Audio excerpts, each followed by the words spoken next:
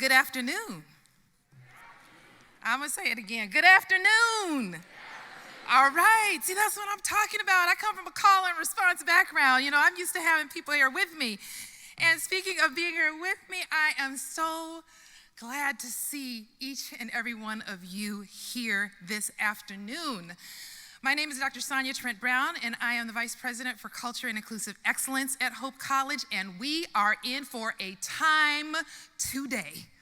All right? All right, so students, alumni, colleagues, friends, visitors, neighbors, whether you have been a member or friend of the Hope College community for a long time, or whether now, today is your very first time visiting Hope's campus, it is such a blessing to see you all gathered for today's auspicious occasion. I have the pleasure today, on the yearly observance of the Reverend Dr. Martin Luther King Jr.'s birthday, to welcome each and every one of you to the annual Hope College Dr. Martin Luther King Jr. Civil Rights Lecture. All right. Yes, our lecture today is sponsored by the Center for Diversity and Inclusion, the Cultural Affairs Committee, Culture and Inclusive Excellence, our multicultural student organizations at Hope College. Yes, yes, yes. That's Asian Student Union, Black Student Union, Hope Advocates for Invisible Conditions, Latino Student Organization, Pan-African Student Association, PRISM, and Women of Color United.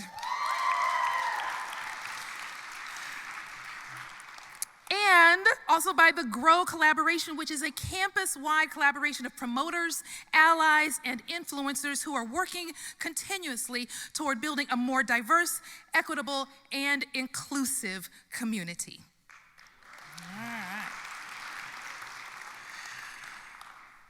So we are grateful and excited today to have in our midst our distinguished speaker, civil rights activist, author, and youth advocate Sheyann Webb-Christburg, and her husband, Andre Christburg. We're so happy to have you with us today.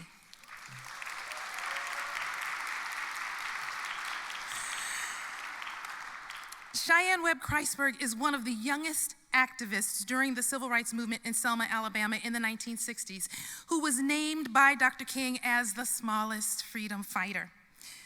We will also be blessed to have Sheyann with us tomorrow evening for the screening of the film Selma, Lord Selma, based on her book of the same title. So that is 6 p.m. tomorrow, Knickerbocker Theater, down on 8th Street. It's free and open to the public. We hope to see you all there as well. Now, each year, the Martin Luther King Jr. Center for Nonviolent Social Change, also known as the King Center, establishes the theme for the King holiday observance.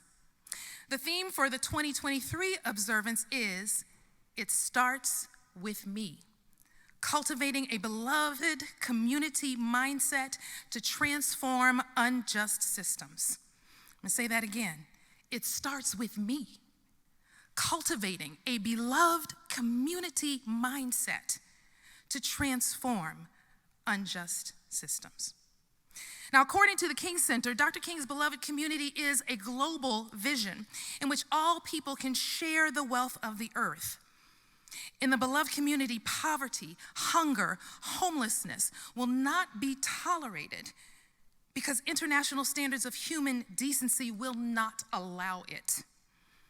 Racism and all forms of discrimination, bigotry, and prejudice will be replaced by an all-inclusive spirit of sisterhood and brotherhood.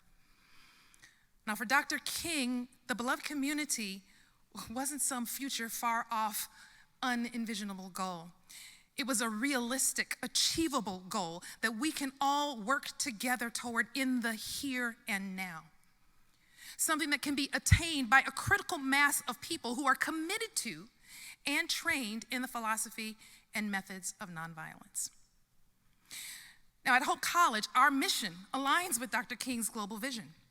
Our mission is to educate students for lives of leadership and service in a global society through academic and co-curricular programs of recognized excellence in the liberal arts and in the context of the historic Christian faith. Education, leadership, service, faith, these all resonate with Dr. King's transformative work. And when you visit Hope's mission website, you will also find the vision that motivates hope. And elements of this vision that motivates hope include pursuing truth so as to renew the mind, enrich the disciplines, and transform the culture. Inspiring passion for knowledge that grows into understanding and bears fruit in wisdom. Embracing and nurturing racial, ethnic, cultural, and geographic diversity. Promoting faithful leadership and grateful service as manifestations of Christian commitment. Engaging in mutually beneficial relationships with area communities, academic organizations, the Reformed Church in America, and other partners throughout the world. Now, in light of the opportunity, purpose, and focus of our time together here today, we want you all to feel welcome on multiple levels. You are welcome to join together in the pursuit of truth so as to renew the mind, enrich the disciplines, and transform the culture, about which Dr. King was quoted to say, "I have the audacity to believe that peoples everywhere can have 3 meals a day for their bodies, education and culture for their minds, and dignity, equality, and freedom for their spirits." You are welcome to be inspired and to have your passion for knowledge ignited, so that it grows into understanding and bears fruit in wisdom. About knowledge and wisdom, Dr. King said, knowledge is a process of piling up facts. Wisdom lies in their simplification. You are welcome to embrace and nurture racial, ethnic, cultural, and geographic diversity here today and also in the educational spaces, workplaces, neighborhoods, communities, churches, and spheres of impact of which you are a part. Let us embrace these opportunities, for as Dr. King said, we must learn to live together as brothers or perish as fools.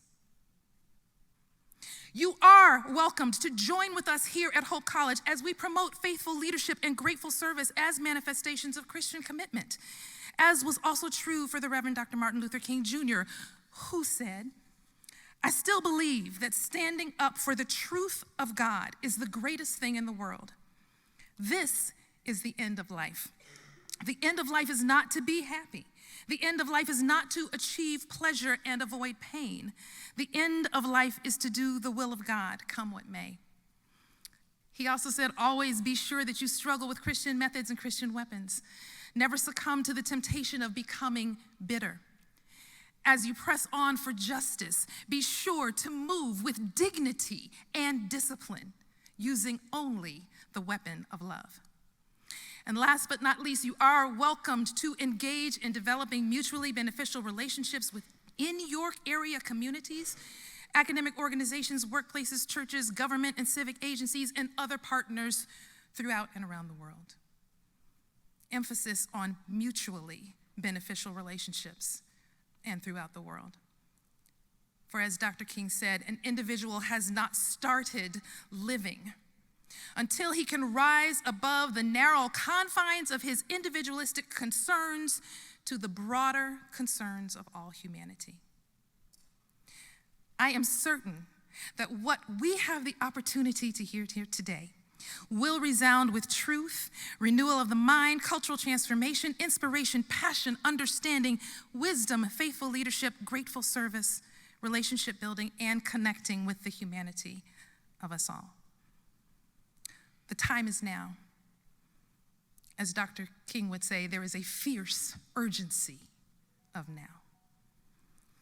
So thank you for being here in community, all of us together today. Friends, I extend to you a heartfelt welcome to the Dr. Martin Luther King Jr. Civil Rights Lecture at Hope College.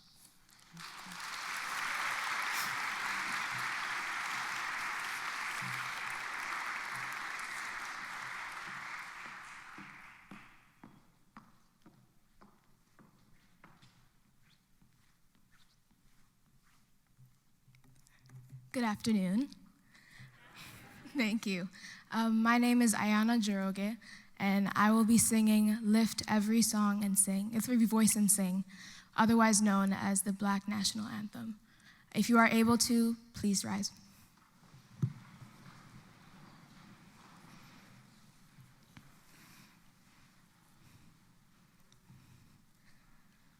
Lift every voice and sing till earth and heaven ring, ring with the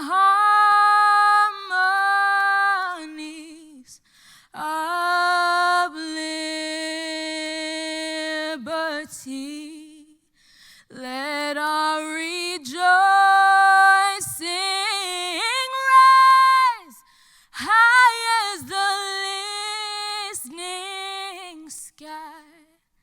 Let it resound loud as the rolling sea. Sing a song full of the faith that the dark past has brought us. Sing a song full of the hope that the present has brought us. Facing the rising sun of a new day begun. Let us march on till victory is won. Thank you. Please be seated.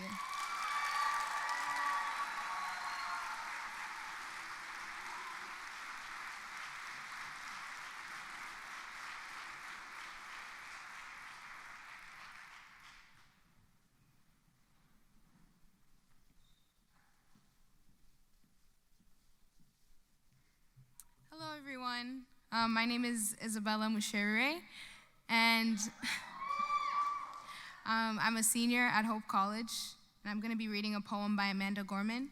But before that, I was just thinking about the day, and my one comment is that I hope that we're challenged to take these lessons and pursuit of justice of Dr. King's legacy and apply them to our individual lives as we go on in our callings. So, yeah, I hope we can take that with us. I will be reading Fury and Faith by Amanda Gorman. You will be told this is not a problem, not your problem. You will be told now is not the time for change to begin, told that we cannot win. But the point of protest isn't winning. It's holding fast to the promise of freedom, even when fast victory is not promised. Meaning, we cannot stand up to police if we cannot cease policing our imagination, convincing our communities that this won't work when the work hasn't even begun, that this can wait when we've already waited out 1,000 suns. By now, we understand that white supremacy and the despair it demands are as destructive as any disease. So when you're told that your rage is reactionary, remind yourself that rage is our right. It teaches us it is time to fight. In the face of injustice, not only is anger natural, but necessary, because it helps carry us to our destination. Our goal is never revenge, just restoration. Not dominance, just dignity. Not fear, just freedom. Just justice. Whether we prevail, it is not determined by all the challenges that are present, but by all the change that is possible. And though we are unstoppable, if we ever feel we might fail, if we be fatigued and frail, when our fire can no longer be fueled by fury, we will always be fortified by this faith, found in the anthem, the vow. Black lives matter no matter what. Black lives are worth living, worth defending, worth every struggle. We owe it to the fallen to fight, but we owe it to ourselves to never stay kneeling when the day calls us to stand. Together, we envision a land that is liberated, not lawless. We create a future that is free, not flawless. Again and again, over and over, we will stride up every mountainside, magnanimous and modest. We will be protected and served by a force that is honored and honest. This is more than a protest. It is a promise. Thank you.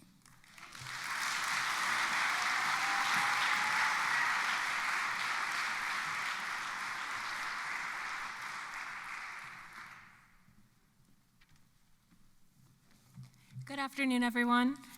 My name is Hannah Santiago, and I am a senior majoring in political science and co-president of Women of Color United. Before I start, I would just like to say that Ann Ha, a member of our e-board, was supposed to be doing the introduction but could not be here today, so this is for her. As a woman of color who looks up to empowered women who empower others, it is my pleasure to introduce you to Sheyann Webb-Christburg. As a civil rights activist, author, and youth advocate, Mrs. Webb-Christburg has built a lifelong career as a voice of hope, justice, equality, and humanitarianism. She is known as one of the youngest activists during the civil rights movement in Selma, Alabama in the 1960s, and named by the late Dr. Martin Luther King Jr. as the smallest freedom fighter. She uses her story of courage, triumph, and overcoming adversity to impact millions across the country and globally. Mrs. Webb-Christburg is nationally recognized for her book, Selma, Lord Selma, Girlhood Memories of the Civil Rights Days, which is now a Disney movie that was nominated as the best television miniseries by the NAACP Image Awards. The story chronicles Mrs. Webb-Christburg's experiences as the youngest participant in Selma to Montgomery, Bloody Sunday March, and memories with the late Dr. Martin Luther King Jr. and other civil rights leaders during that time. Because of Ms. Webb-Christburg's numerous encounters with racism and poverty, for nearly 40 years, she has helped and empowered thousands of youth in America gain the confidence they need to break out of non-productive patterns and reach for success. Before I was asked to do this introduction, I looked and researched some of your interviews. And in an interview, Mrs. Webb-Christburg once said, "I learned at a young age that greatness is never achieved by being served. Greatness is always achieved by serving others." And her greatness through service has been recognized by the state of Alabama and abroad through her numerous service and community service and civic awards. Her legacy continues to impact and inspire many. With that being said, I would like to welcome Sheyann Webb-Christburg.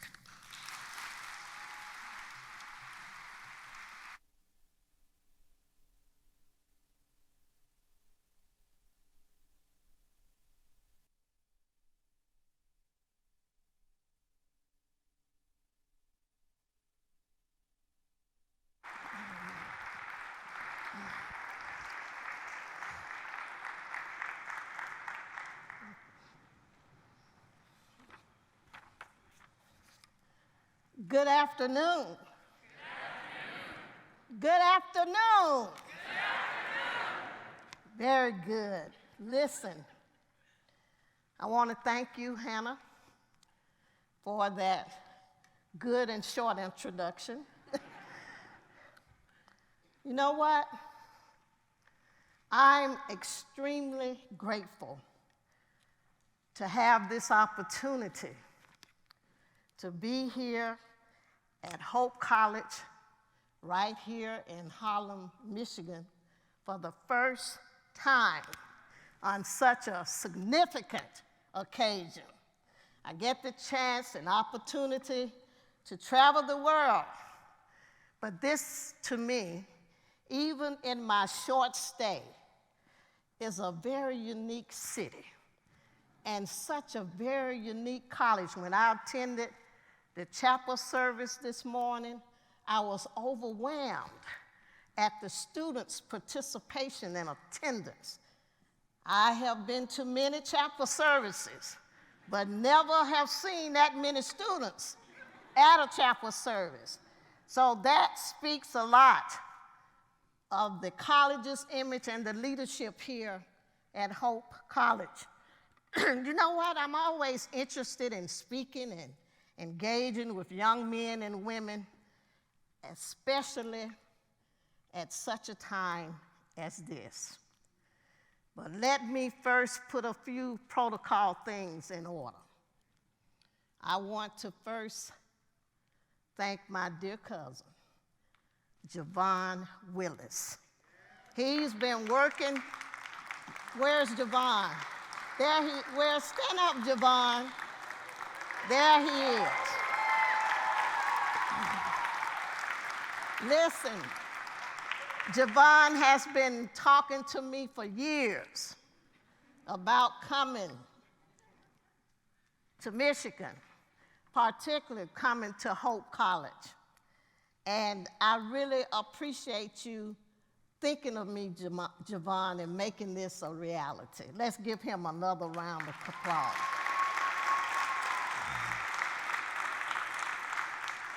Let me personally thank his team, Margot Waters,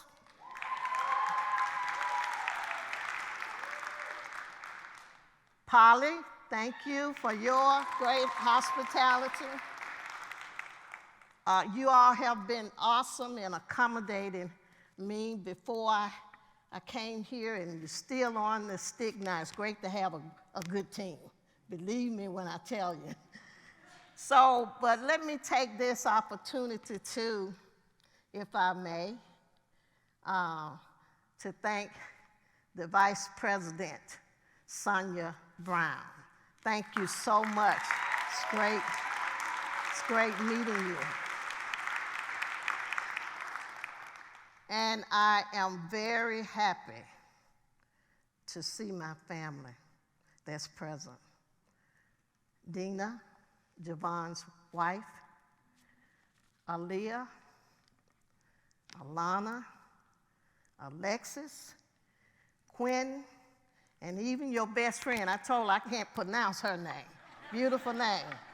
But Auntie's dad is just so awesome getting an opportunity to see you all again. Family, young people, family is and always be important. But let me especially thank you, the students of Hope, the community, the other faculty and staff who are present. Thank you so much for taking out the time to come and attend this particular civil rights lecture. Give yourselves a round of applause.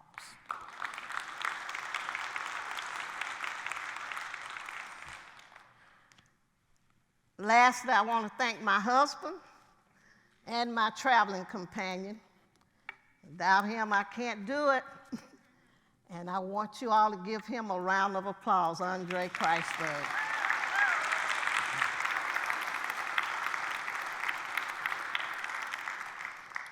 It has already been stated by Vice President Brown, the sponsors who took time to make sure that this will happen. And I want to personally thank all of the sponsors again, especially the Center for Diversity and Inclusion and all of the other names in which she has already stated.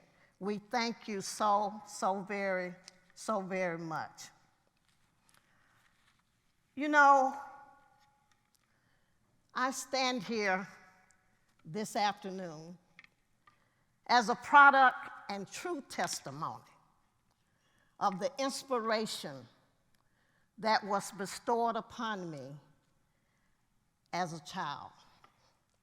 I feel grateful to have had the opportunity to have met Dr. Martin Luther King Jr. at the age of 7 in Selma, Alabama, the place in which I was born and raised. And yet today, no matter how many tributes that I give to this great man, Dr. King, since his death, Aaliyah, I know deep down in my heart that I could never, ever pay the debt that I owe to this great man. Dr. King impacted my life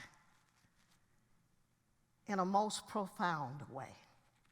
And he has left for me, Sam, he has left for me an indelible impression in the memoirs of my mind from childhood to present. But even as that child, Dr. King plucked me from poverty and the ignorance of Selma, which elevated my consciousness and took me to another level. During that time, Alexis, Dr. King gave me hope. He motivated me. He gave me a sense of achievement to go as high as I could go, to make a difference, even though I was a poor child and my parents couldn't even afford to send me to college.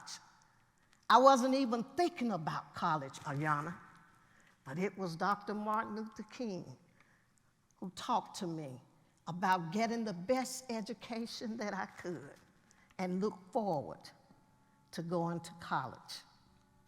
Dr. King motivated and inspired me to not only be my best, but be my best and not be ashamed. He encouraged and taught me the importance of getting good grades. Every time he would come to Selma for mass meetings, the first question that he would ask, "How you doing in school?" But Dr. King made me feel so special. In fact, I knew that I was special because somebody special had told me so. Dr. King, when he would come to Selma, I would always be there at the now historic Brown Chapel Church, just sitting there, waiting for him to make his entrance. And every time he would come, Hannah, he would always acknowledge me as if I was the only person in the room. For Dr. King instilled in me at an early age, if you believe it, then what, young folk? You can what? Say it loud. If you believe it, you can what? And the only means of survival. It will always depend on determination, fortitude, adequate preparation, faith in God, and confidence in yourself. You know, most of you young people that are in this audience today, Alana, many college students, you weren't even born when Dr. Martin Luther King came to Selma to start that movement of change. And perhaps today some of you may look at the civil rights movement like it's ancient history. All of the ugly wounds of segregation, the sitting on the back of the bus, the for white and for colored signs that you would always see, and not even being able to vote if you were an African American, the lynchings, the verbal and physical abuse. As a child, the civil rights movement in Selma, Alabama, it was not a documentary to me. It was live and in living color. I could remember as a child that my old great-grandmother used to sing Chaplain Tribreche said, and she reflected on the words of, you don't know, because you weren't there.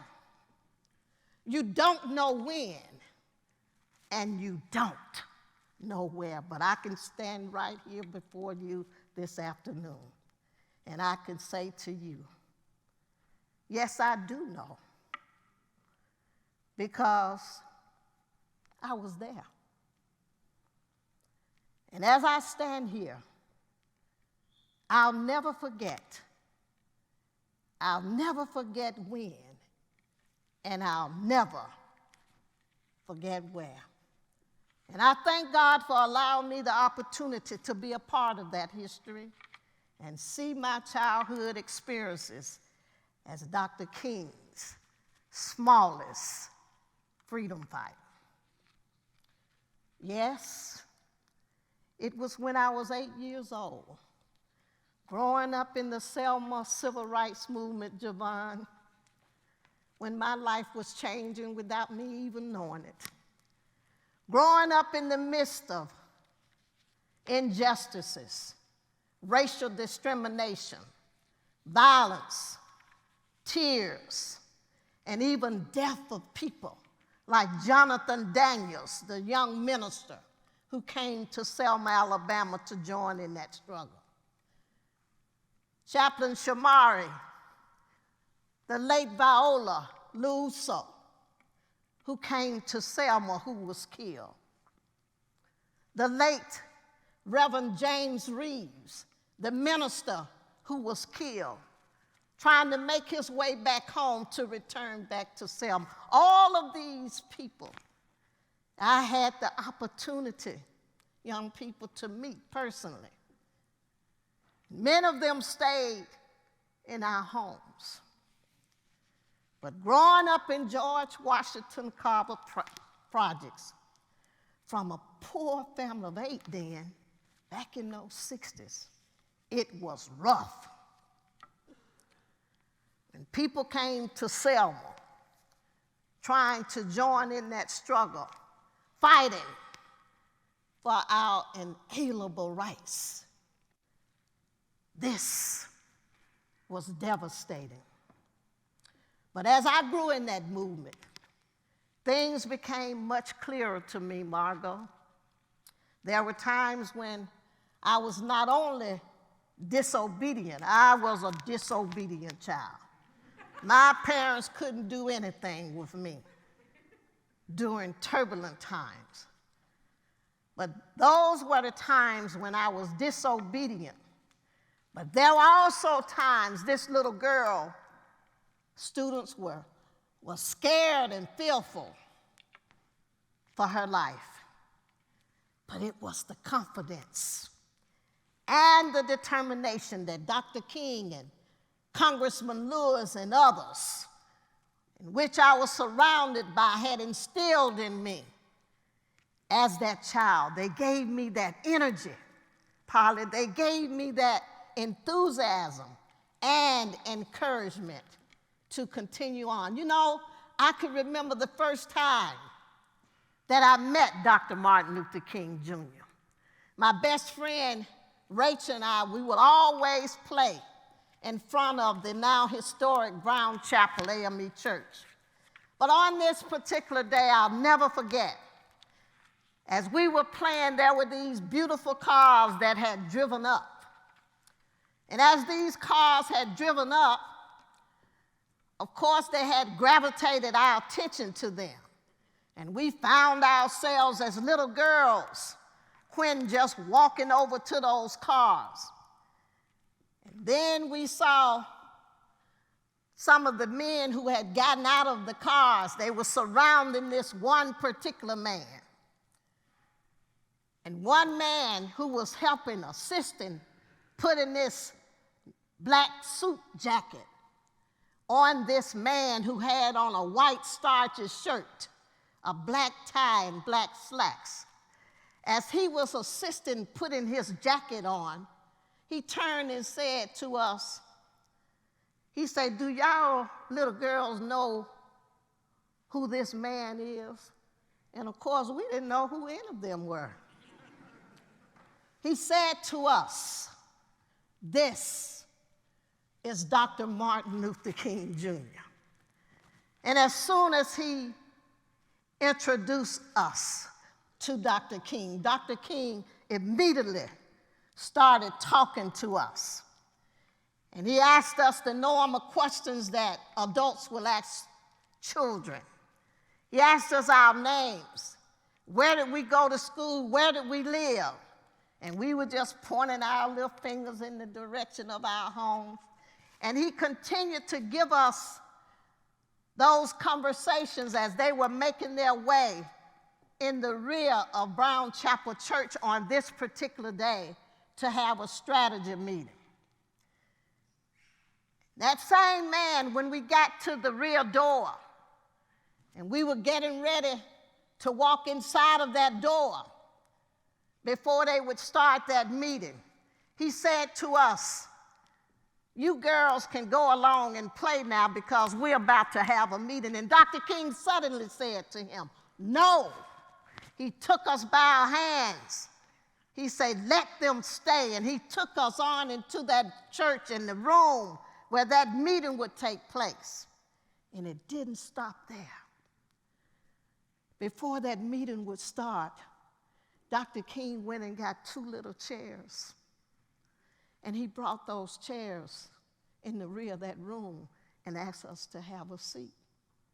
And we thought it was over. After we had our seats, then Dr. King would go get him a chair. And he placed his chair, Quinn, right in front of us.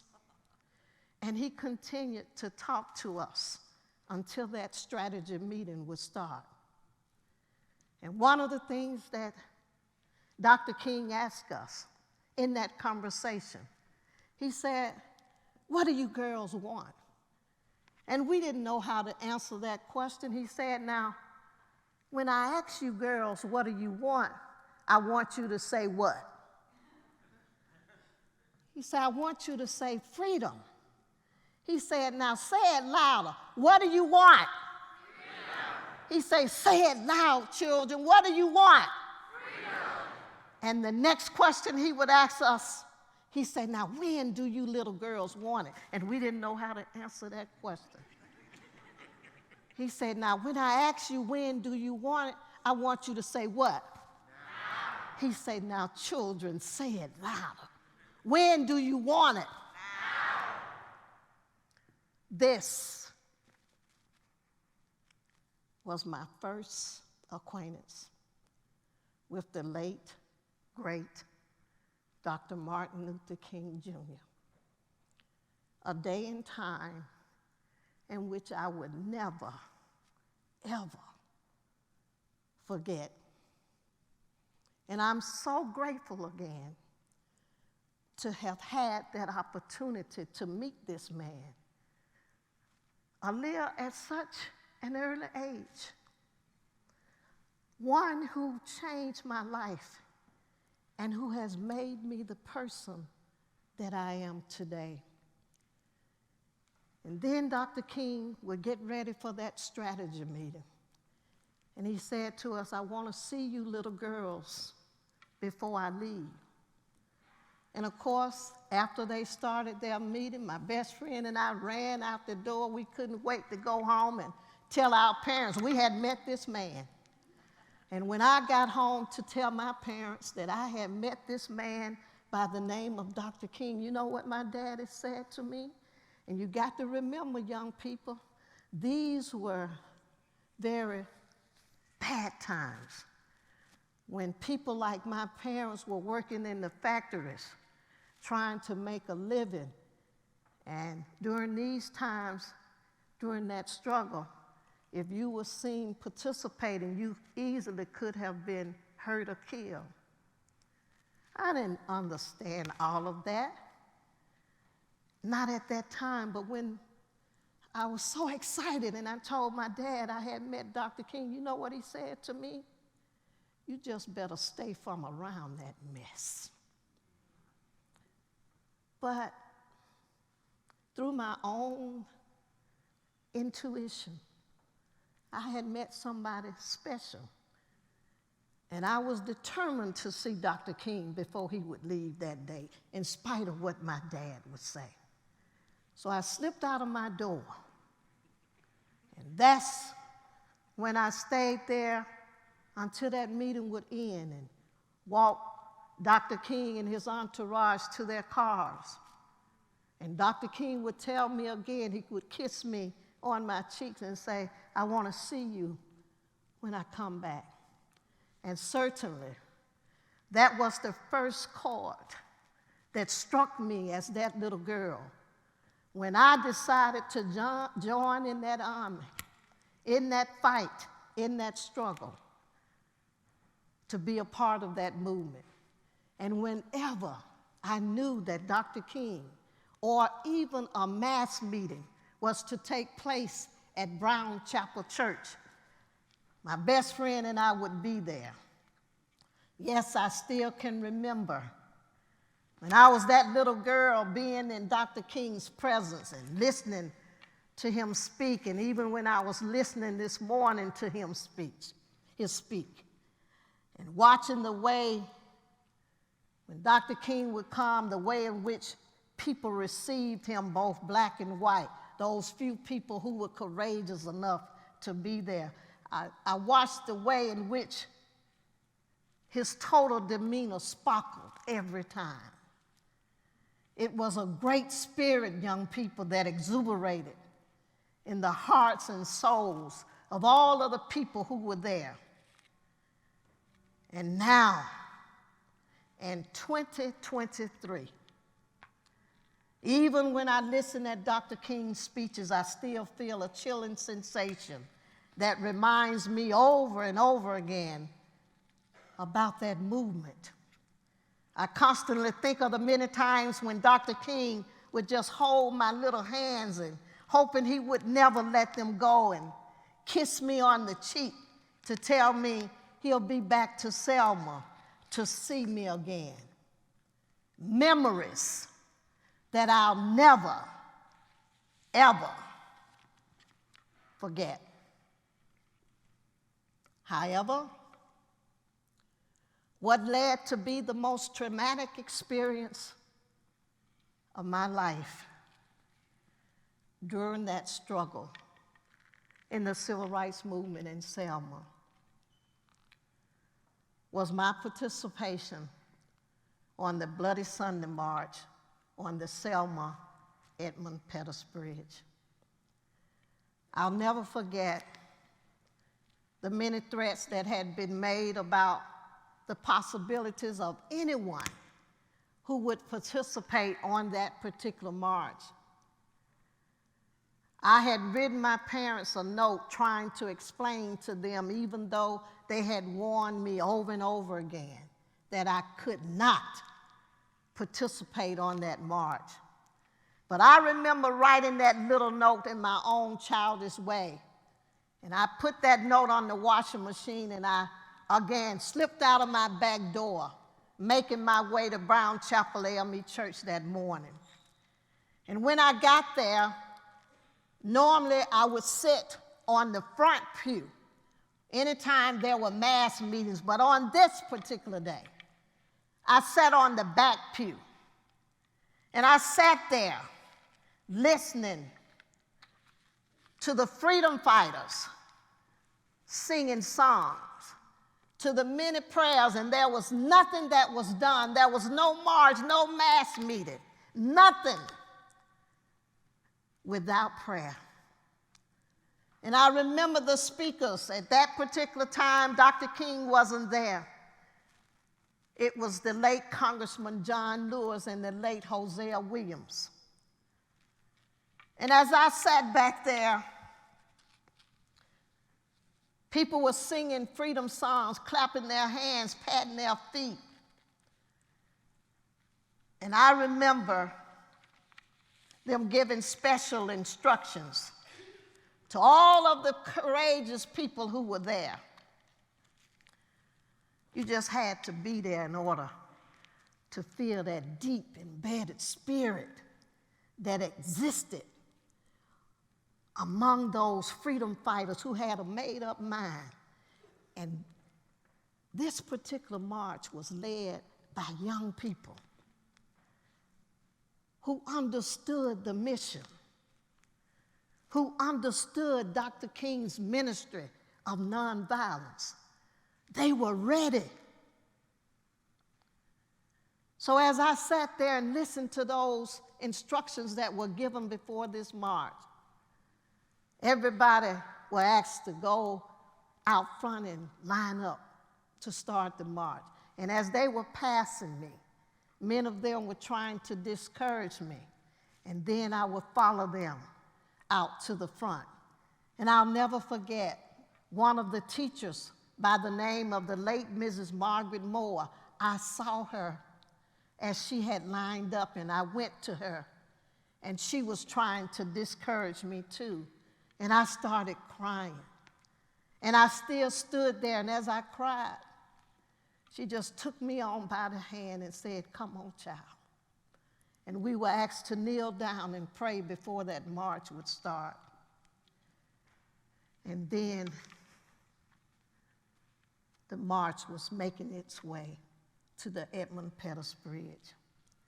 Yes, it was on Bloody Sunday, March 7th, 1965, when freedom fighters and civil rights leaders first attempt to march from Selma to Montgomery, Alabama, for African Americans to gain their right to vote. I was there, 8 years old. I remember as we were marching down Broad Street, which is the main street in Selma, I could see whites on the sidelines saying bad words, trying to distract the marchers. But the marchers kept on marching quietly with their heads hung high because they had been instructed, no singing, it was quiet. Many of the whites on the sidelines came to the marchers, spitting on them, trying to throw things at them to distract them. But the marchers kept on marching, making their way to the Edmund Pettus Bridge. And I remembered when we got to the Edmund Pettus Bridge, I was in the middle of the marches. And as I looked down, I could see hundreds of policemen with tear gas masks, state troopers on horses. I saw the dogs.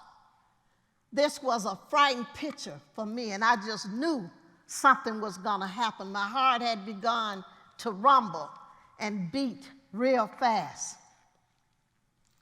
And then everyone was asked to kneel down and pray. And after we would have prayed, the late Congressman Lewis and the late Hosea Williams were ordered to turn all the marchers around. However, they refused. And after they refused, racism unleashed its brutality upon us, Shamari. Tear gas had begun to burst in the air. People were being beaten down with billy clubs. Dogs were trampling over people as if they weren't human beings, just pushing their way. The horses and the dogs were pushing their way into the crowds, just trampling over people. And people had begun to run while the tear gas was burning in the eyes of many marchers and even myself. I could see people falling, crawling, crying, bleeding. This was a devastating sight for me to see. And as this little girl, I remember being very frightened and trembling, not knowing what to do except to try to make my way home. And as I was running, trying to make my way home, I still could see the horses and the dogs following the marchers from the Edmund Pettus Bridge as they were trying to make their way back to Brown Chapel Church. And I'll never forget the late Hosea Williams as I was running, and many others. Hosea Williams grabbed me. I was just crying. And he picked me up, And as he picked me up, my little legs were still galloping in his arms. And he turned to me, and I said to him, "Put me down, because you're not running fast enough."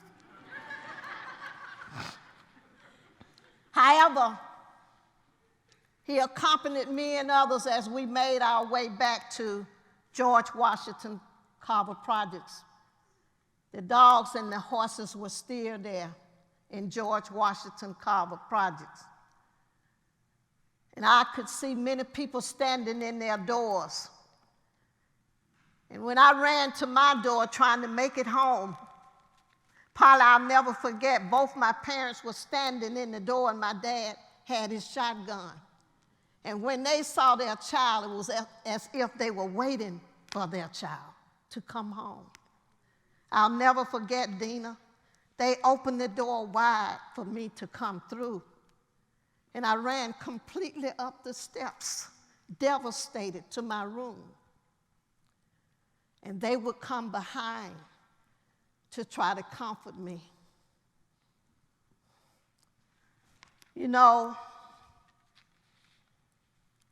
the picture of Bloody Sunday has never left my heart, neither my soul. As a child, I could remember vividly joining in the singing with those bent, broken men and women with canes, while tears were falling from their eyes. Oh, freedom, over me, and before I be a slave, I'll be buried in my grave and go home. And go home, Kim, to my Lord and be free.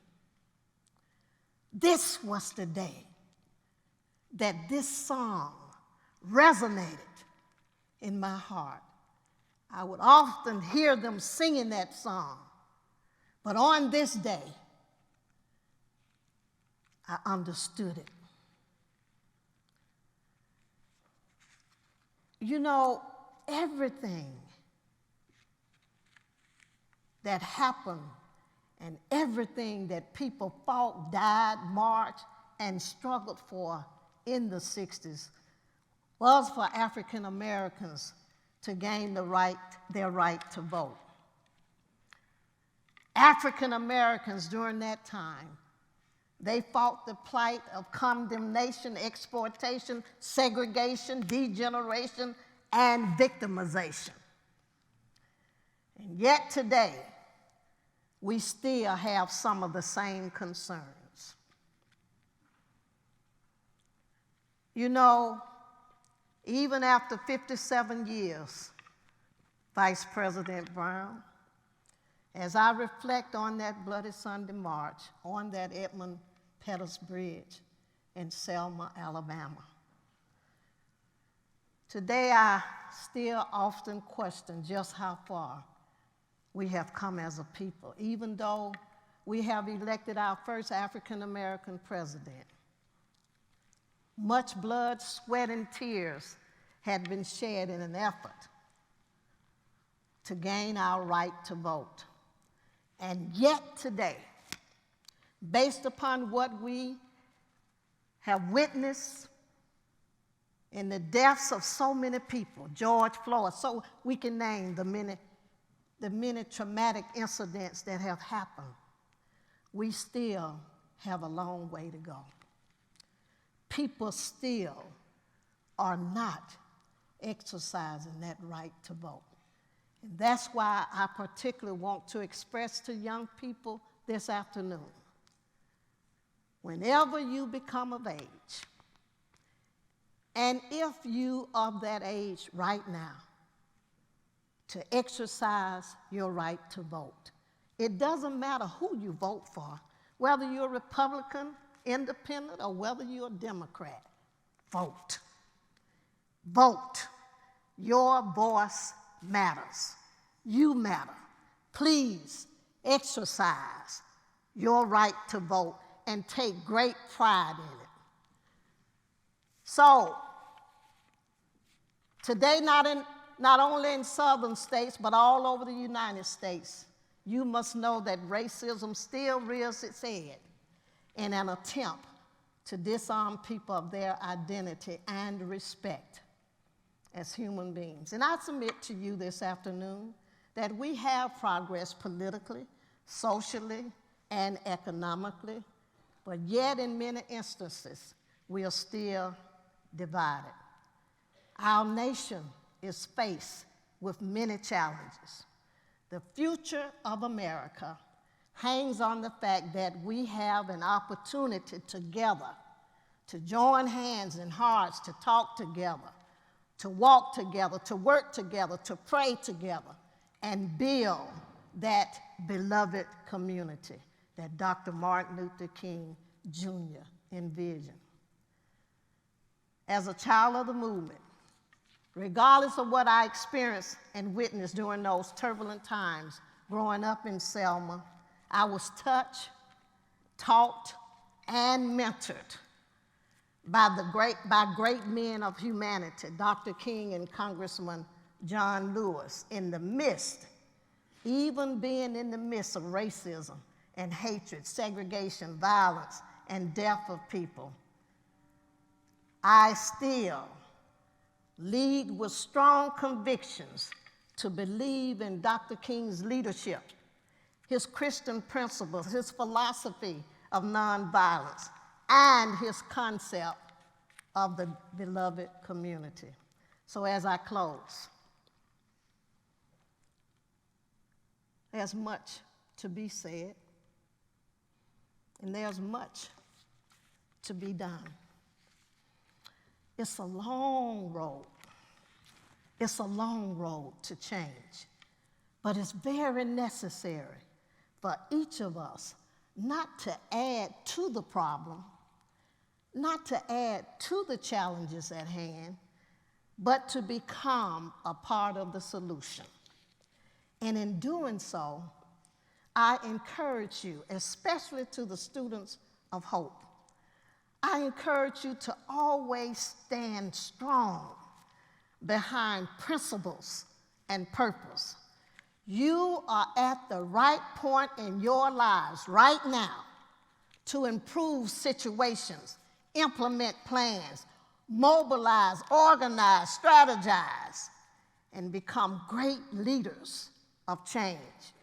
I encourage you, students, especially, to stand up and speak up on what you know that's right, that will help to complement the attitude of what will make life good and better for each and every one of us. I encourage all of the champions of change to stay in the fight, never give up on your value in the fight. And while you're fighting, it is critical for all of us to hold on to our character, hold on to our dignity and love and respect for each other. It is important for all of us to become bigger, rather than bitter. Let me say that again. It's important for all of us to become bigger rather than bitter, regardless of what the situation may be. Young people, college students, you must know that you are the vessels of hope.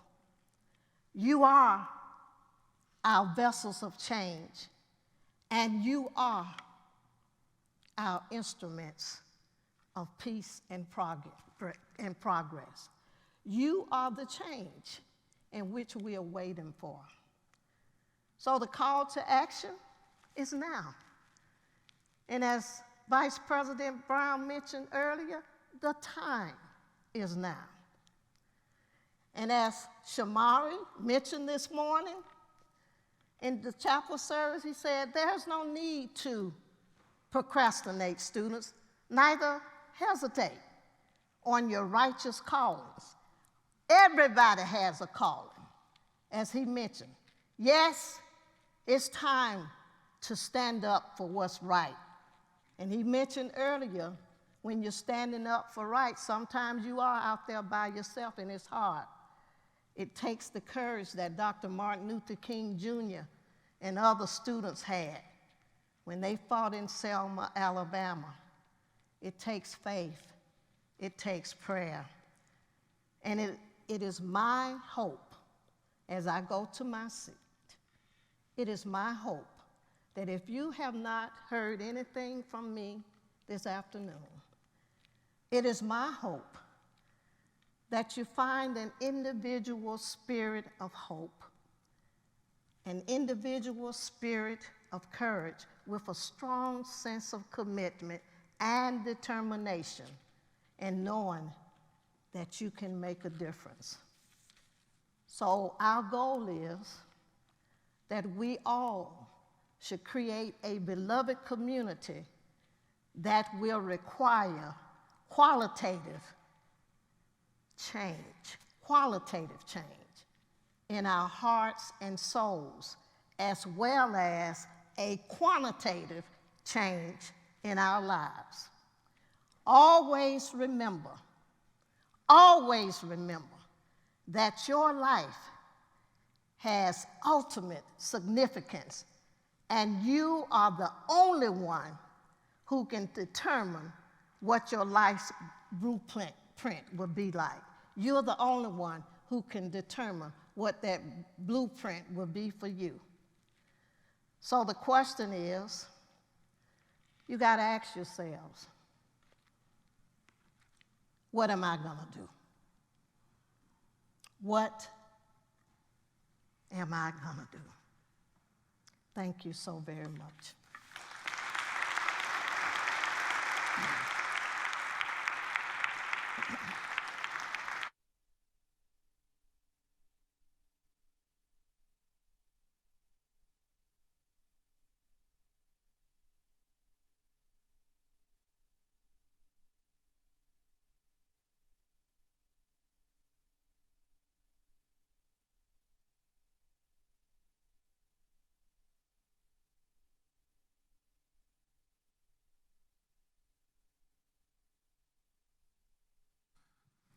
All right.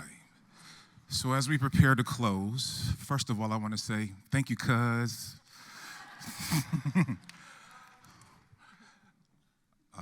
I am so proud. And I think one of the things that I've been thinking about is this really feels like a full circle moment. I don't know about you in your heritage and your ancestry and your lineage. If you hear about these folks who people talk about and give you those moments where you just say, wow, I did not realize they were that big and they did the things that were that significant and meaningful. And I think one of the reasons I share that with you is because that was part of my experience with Sheyann. I knew she was a big deal, but I didn't know how big of a deal she was. But also, as you think about your family, as you think about your legacy, as you think about your lineage, those who have come before you, because we do not stand where we are in our current context in isolation, but on the shoulders of those who have come before us.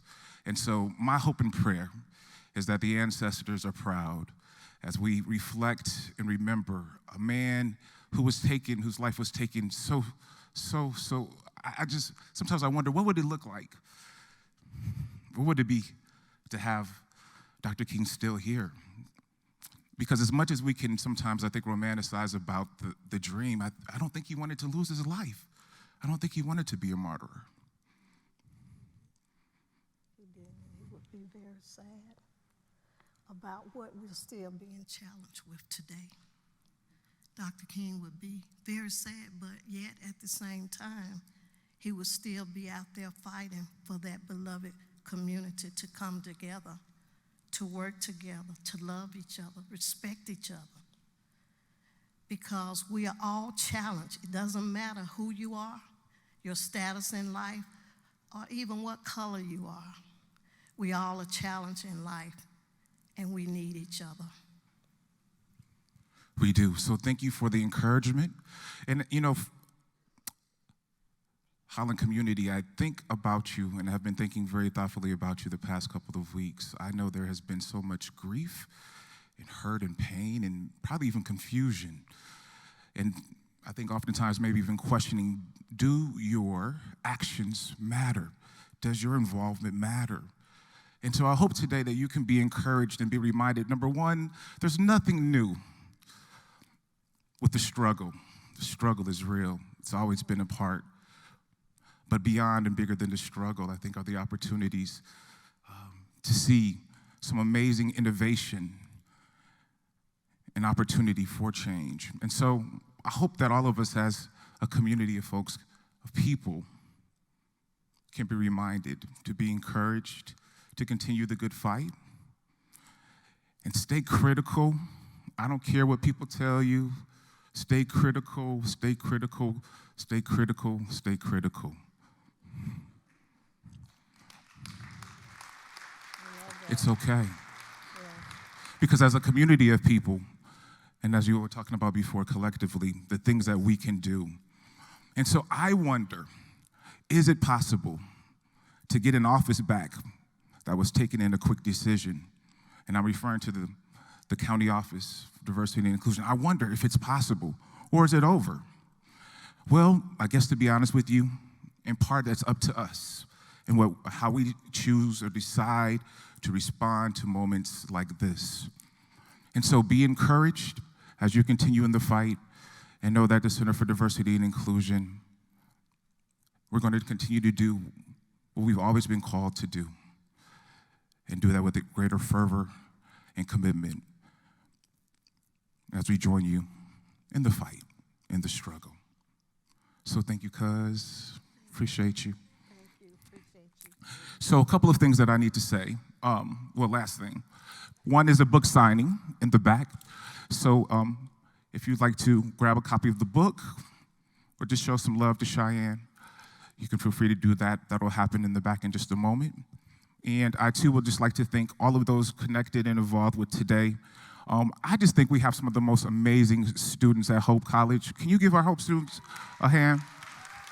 Ayana, that girl has a voice like, oh my gosh. Thank you, Ayana. Thank you, Isabella. And thank you for everyone. Thank you, my team, Margot and Polly, for holding it down like you all always do. And we really look forward to seeing you on Tuesday, if you're able to come to the screening. And if I don't see you before another year, make sure to put this on your calendars. We will be back for another civil rights lecture next year, 2024. So it's so good to see you. Have a great rest of the day. Go in peace.